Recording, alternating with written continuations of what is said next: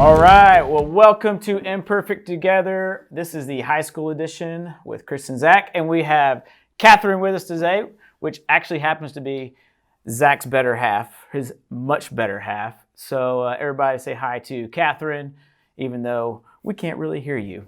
Just imagine a bunch of people saying hi right now. All right, so we are glad that you're here. We are talking family today, the wonderful topic of family. There are good families, there are bad families. They're crazy families. There's shy families, there's quiet families, there's small families, there's big families. Okay, Dr. Seuss. So let's just jump right in. What do you think about when you hear the word family? What just comes to mind? You go ahead. I mean, in general, it gives me a warm, lovey feeling. But when I think about it, I think about Zach and our daughter Eliza. Yeah. Yeah. My first thought is a pack of hyenas, and then the second one would probably be our family. Mine was second, too. So. Yeah.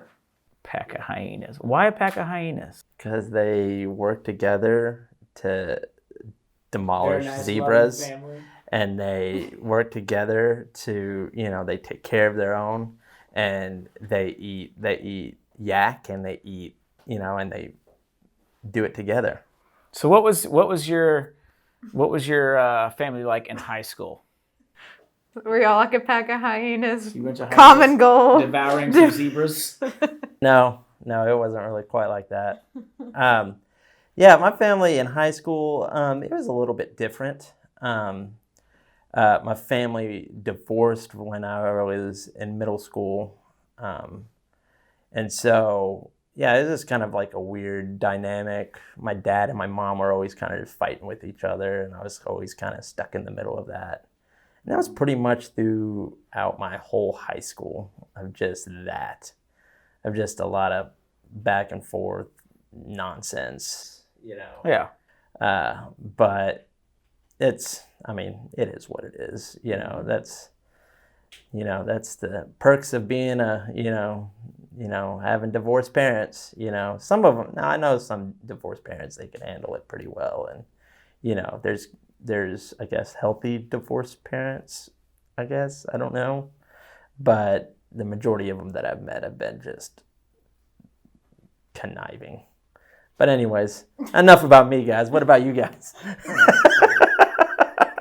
Your conniving family. Hey, it's a reality. Yeah. What was your family like in high school? Or when you were a high schooler? Mm-hmm. My parents divorced when I was in elementary school as well, and both had remarried by the time that I got to high school. And both of those remarriages had other kids in them, and so I didn't feel I was in the middle of my parents. They were pretty cordial and would like show up to our events and stuff, or sporting, stuff. But I had siblings on both sides who just had gotten into a lot of trouble or were really struggling and stuff. I had a sister who was a teen mom, and on the other side, my brother was really into drugs and alcohol growing up. And so I just always felt like I needed to be good and kind of stay kind of out of the bad spotlight per se. So that was kind of my family dynamic. Definitely had some chaos growing up, but not so much with the parents as, just the role I had as a sibling. Right. So, obviously families is a complicated subject, and you get, even the best of families, you get different personalities in the room. There's going to be chaos, and things are going to be complicated, right? And a lot of times we take on these different roles to try to make that work in families, right? So maybe you're a moderator, maybe you're a peacemaker. You just talked about a role that you just had. So when you think of like the role that you had when you were in high school, in your family dynamic, what did that look like for you? Like, what kind of role did you take on? Yeah, so for me, it was more of a peace. Like, I wanted just everyone just to be happy, and, I fought a lot about that. And, and with my mom at the time, she was very, and well, she sort of still is, but still just in her own, like it's about me, me, me, me, me, me. And so I kind of did that. Like I was like, like, oh yeah, I'll do this. I'll cater to her. I'll cater to her. And then my dad was having a hard time. And so I would cater to him and I would cater to him. And so, but when it came to parenting me, it wasn't quite there, because, I was in this position of, I just want everyone to be happy, And so are you almost like, in a way, as a high school or junior high, whenever this was, you almost feel like you're taking on that role as a parent? Yeah, You're the in oldest high sibling, school. too. Yeah, and I was the oldest sibling, so it's making sure that my siblings were okay, through all this. And, my sibling life, I mean, my siblings, they've, like they hit rock bottom, a few times in their lives, and it's been a little bit of a challenge for them. And so, yeah, like I said, like this whole, like family is difficult for me to talk about. Now I'm thankful for Katherine and, what I have now, I know what not to do. But yeah. So I was very much of a peacekeeper and very much kind of, I hope that answers your question. Yeah, so you were the oldest. Were you the oldest? Do you have siblings? Yeah, so I have I have an older brother, but then, like I said, I have a, blended family. I have a half sister and lots of step siblings. So Family is super complicated. it's huge, and I still don't quite grasp it. I'm like, do you even know all my siblings' names? I don't know. But so I say I was a middle child because with all of the, Right. dynamics, there are people that are younger and there are people that are older. Gotcha. So among all that, what was a primary role that you took on? I think well, two things. One, when I'm with my family, I am trying to be understanding and kind of a mediator, a peacekeeper as well. Trying to be understanding of everybody because there's just a lot of strong personalities in my family. But then on the flip side of that, kind of in high school and stuff too, a lot of times I would just kind of try to avoid. And so I was really involved in sports and dance and school stuff. And so I just spent a lot of time like being involved in all that and hanging out with my friends to not have to fill the role of peacemaker. Right. And I would do that a lot too when I was in high school. Like I played a lot of football. I got into drama.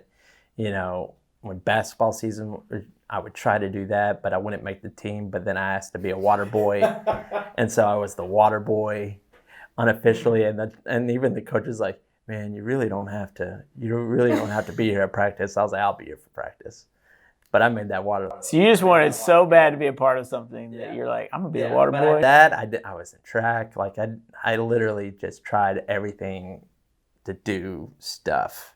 So I'm not at home. there. Yeah.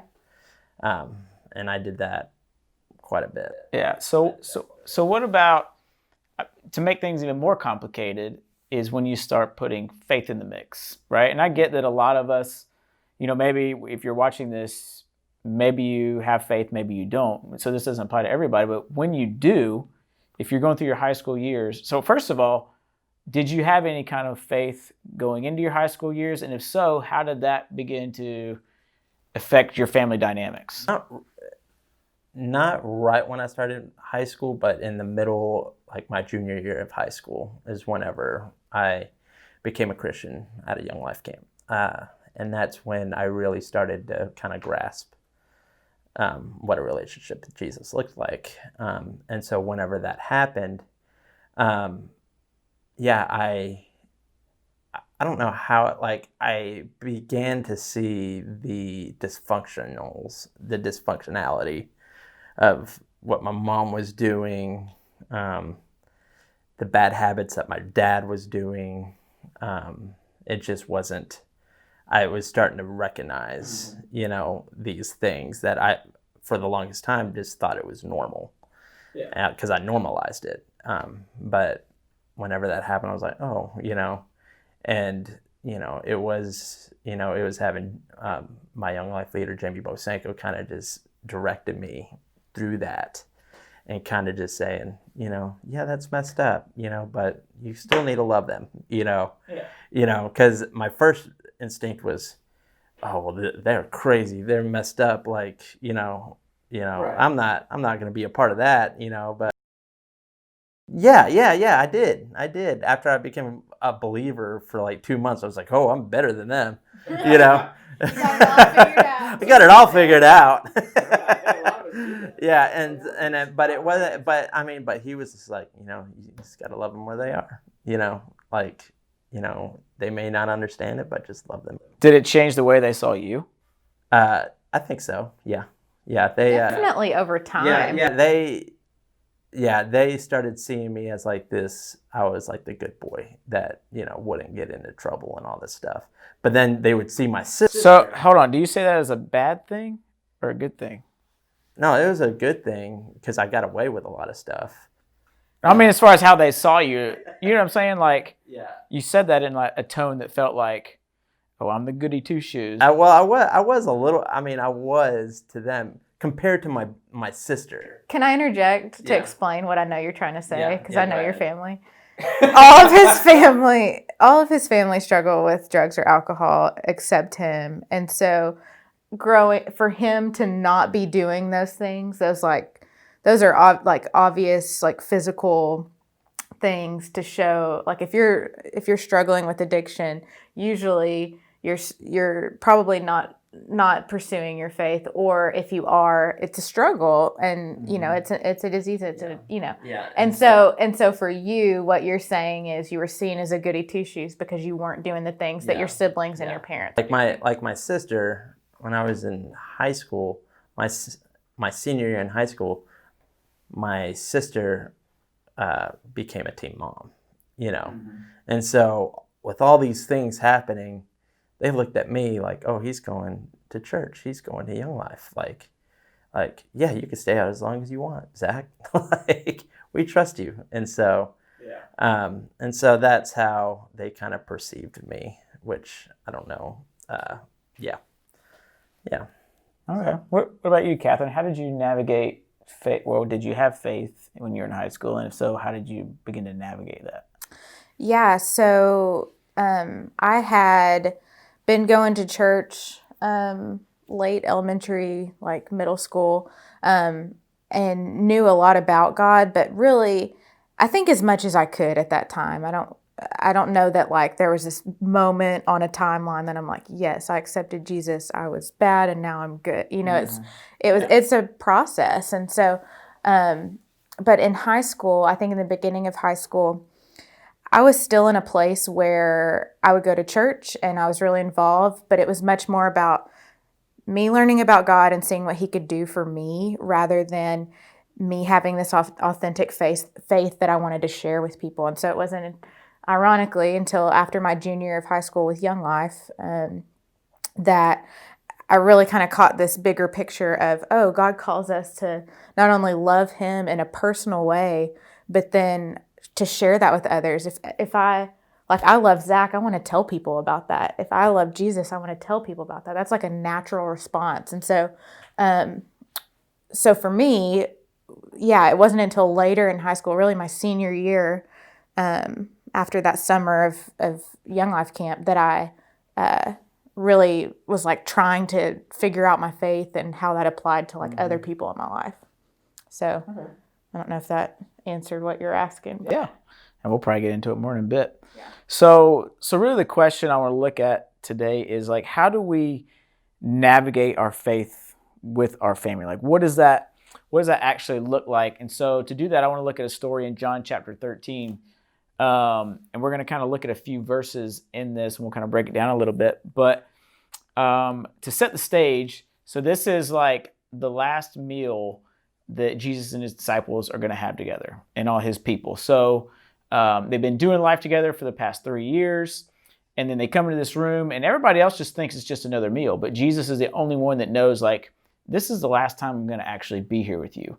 Because this is what it says in chapter 13, verse 1, looks like, the second half of it. It says, having loved his own who were in the world, now he showed them the full extent of his love. So they're in this room, and he's basically setting up what's going to happen, where we go down a little bit. But one of the things that would happen at this time is you would have, you were walking around, you wore sandals, and your feet were dirty, and typically there would be a servant. So when you came in, they would wash your feet before you went and sat down at the table to eat, and kind of get you cleaned up a little bit.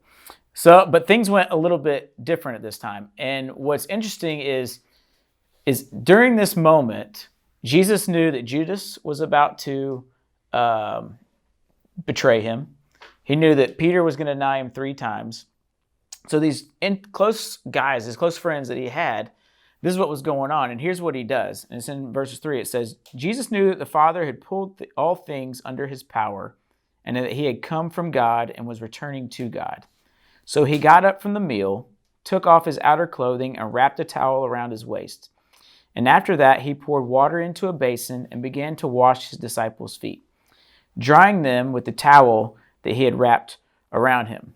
All right, so this was a moment that, like, teachers didn't do. This was a super awkward moment because the servant was supposed to do that, not the teacher. And now the teacher is coming and doing this act of service. So it made it awkward. Like, Peter was actually like, no, you can't do this. You're not supposed to be doing this, but he did it anyways. And so, but Jesus knew everything that was going on that they didn't know. So it was like a very awkward, complicated situation. And then it goes on to tell more of the story. And with Peter, Jesus predicts that Peter's going to deny him 3 times, all that kind of stuff. And then it closes off the chapter with this, verse 34. So after all that's said and done, he says, and a new command I give you, love one another as I have loved you, so you must love one another. And by this, all men will know that you are my disciples if you love one another. So he's basically saying, look, the same way that I have served you, that I have been there for you, this is what you need to go and do with everybody else, because this is how they're going to see that in your life. So when you think back to your high school years, and as you were trying to live out your faith, were there those moments where you chose to, like, you know what, I can say all I want, but I have to kind of show that. So how do you begin to show that and live out this, love one another with your family?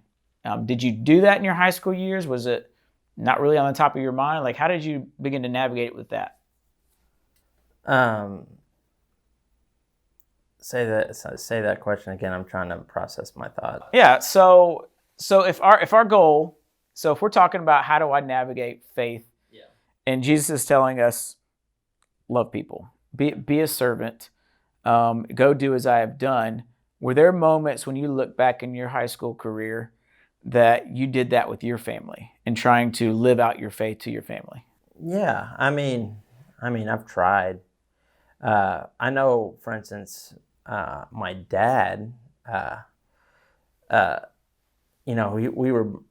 we were born Lutheran, and then he kind of lost his way there, after I got out of high school. But it wasn't until much later, actually last summer, where he really started to we were doing the online stuff, online for Community Bible, and he started to listen, and he started to, really grasp and really get back into what God says about him and what God says about himself, which was great. And so that was a way for me to use my faith for my family, and before he passed and stuff like that. So it was a nice, that's for me, that's a good example.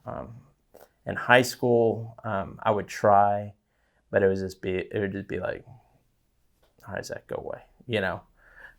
But it wasn't until much later. And maybe that's what it is. Maybe you try to have faith and give it to your family and they don't perceive it, but that doesn't mean that you just stop in high school. You could continue, always have that mind of Christ, always have that mind of. Yeah, I think that's what's cool about your situation is just because it didn't happen in high school, Yeah. it just, over time, you kept living it out Yeah. until eventually your dad got to that point where he recognized it and he ended up becoming a believer in Jesus because of it, right? So Katherine, question for you. So kind of along the same lines, but what does it look like to love in the middle of complicated situations? Sure. So I think you have to figure out what love is first, right? Mm-hmm. I mean, all over social media or movies or whatever, they tell you what love is, but I like to go back to what God says love is. And so y'all have probably heard this passage before, but in 1 Corinthians in chapter 13, I'm just going to read the first 8 verses because I think I'm going to read 4 through 8 because it defines what love is. And later in Scripture, it says that God is love. So when I read this, I think, it says love is patient. Well, God is patient. Love is kind. Well, God is kind. And so that helps me understand as a believer, okay, not only what love is, but I know who love is. And so he can help guide me in this. So thinking through that, 1 Corinthians 13, verse 4, it says, love is patient, love is kind. It does not envy, it does not boast, it is not proud. It's not rude, and it's not self-seeking.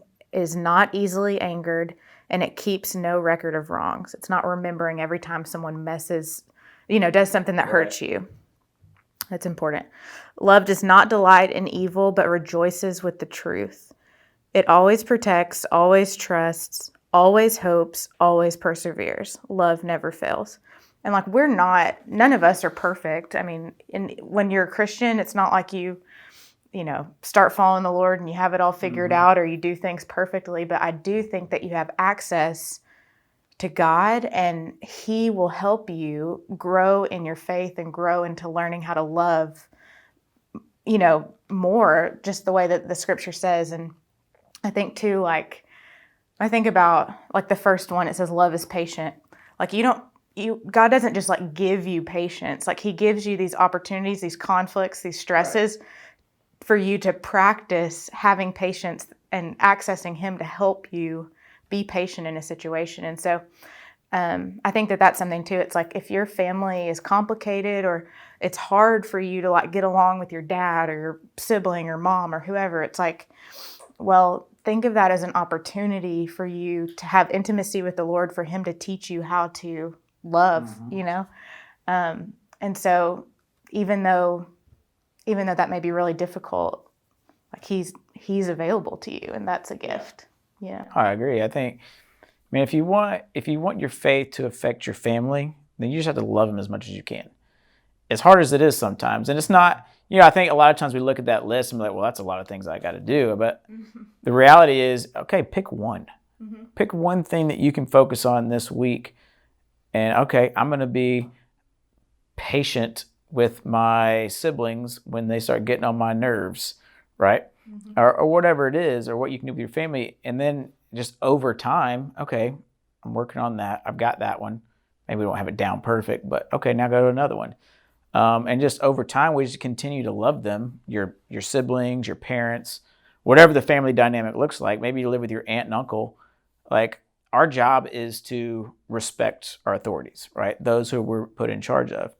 And the best way I can do that and show Jesus to them is to listen to them and to love them, even when it's stuff I don't really want to do, right? I think that's the reality of it, is loving them no matter what, and being there. And listen, we're going to screw up. We're going to make mistakes, but continuing to admit we're wrong and then get back on the right track, I think is important. So to wrap it up, what are some practical ways that we can begin to put that into practice? I know I just mentioned a few, but what are some other practical ways that we can begin to live out, or that we can love our family? Yeah. For me, it would probably be, being more kind to my mother, when she's driving me crazy, or, my siblings, which they love to drive me crazy. So that could be one. Yeah. And also not to be rude to my mother, which that's been pretty difficult to do. Yeah.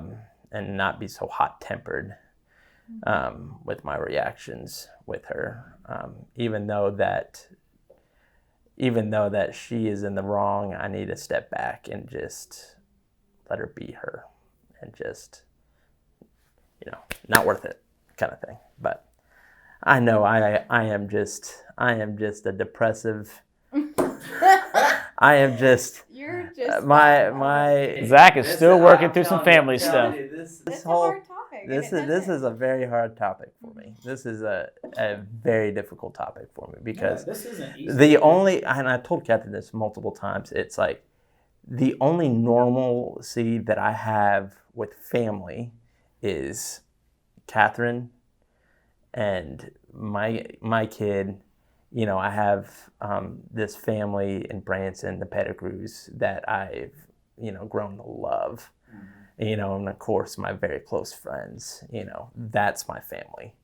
My biological family, I have my mom and stuff like that. But but when I think of like family and like actual family values, I go to them, and I go to her, Yeah. But anyways, I'm getting off subject. That's for another day. But yeah. I think, to answer your question, a way to love your family practically is, again, I just think of that scripture, but for me, I'm really similar to Zach, which sometimes is good and sometimes isn't, but it's easy for me to get really agitated or really annoyed with people when they do something, if it's the same thing that they're always doing or whatever, with family. And so for me, it's the two things. It's one, not keeping a record of wrongs, not remembering every single time, that you do this thing that annoys me. And also just not being quick-tempered, being angry. It's like I need to be gracious. I need people to be gracious with me, and I need to remember that, to extend that to other people. Yeah. I think when I think of high school, I think of not being home very much, right? I think we're independent. We're working on getting ready to move out, and so it's a good thing. But at the same time, it's easy to just forget about our parents. And as a parent now, you think, as you're getting into 10th, 11th, 12th grade, you're driving now. You're going off and you're like, I was always at my friend's house. So I think a very practical thing that you can do is just like spending time with your family. Actually letting them know that you still care about them, and not like, I don't care about you, mom and dad, I'm going over here. And because I think it can come across as we feel that way. Even if that's not true, it can come across that way. And so just the simple act of, mom and dad, let's go hang out. Let's watch a movie. Let's, just spend some time with them. You don't have to give up your whole weekends, but spend some time with them to let them know that you still care and that you're still there for them, that you still appreciate them and all that kind of stuff. So I don't know, and there's tons of more stuff that we could talk about, lots of practical things. I'm sure you could think of a lot of practical things too. But man, if you want faith to start impacting your family, just start loving. Just start caring about them. Think of the little things that you can do that make a difference in their life. And then that helps you grow too as a person. So I don't know. Any final thoughts y'all got? No, it's been good, Chris. Oh, thanks, Zach. It's so sweet of you. But I really cared more about Katherine's thoughts. Yeah. You got any final thoughts? You got any final thoughts, Katherine? Nope. All right. Well, hey guys, thanks so much for being with us. Listen, if you are watching on YouTube, it'd probably be a good thing to subscribe. That would help us a lot and maybe some comments. Let us know how things are going. If you're listening on a podcast, what do you do on a podcast? Do you subscribe to those? Yeah. Subscribe. Give us some feedback. I don't know.